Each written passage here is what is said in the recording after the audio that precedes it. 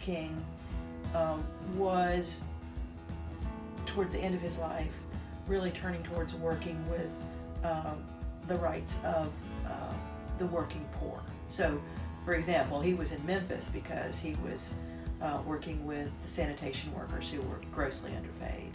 Yeah. He had been in Marks, Mississippi, where he was just astounded by the abject poverty. And so he said, we've got to do something about poverty. It's such a devastating issue, and such a disproportionate number of people of color suffer from poverty.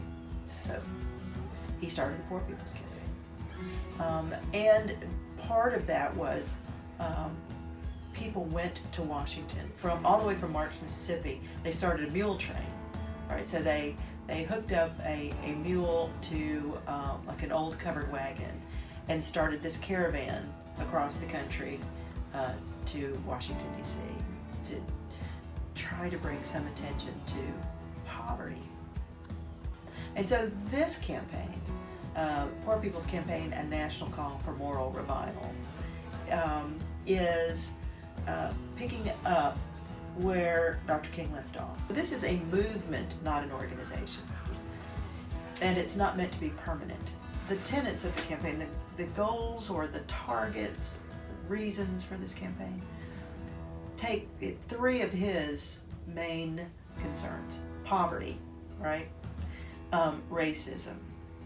This is Vietnam. And the war economy. Because now you remember during that time, around the time of his assassination, the war in Vietnam was growing. And we were putting more and more of our resources towards building up our military, and fewer resources towards taking care of our people. So we're still doing that today. So in this new campaign, that we've added two more issues. And one is ecological devastation. So you may have noticed that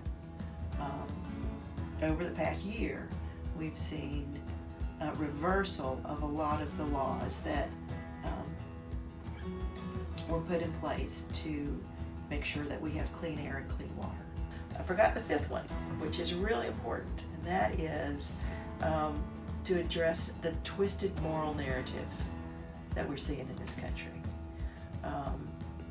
where, you know, as a Christian person coming from the Christian tradition, there are so many admonitions for people to care for the poor and the sick and the imprisoned and the sojourner, that if you cut all those out, there's hardly anything left to buy, right?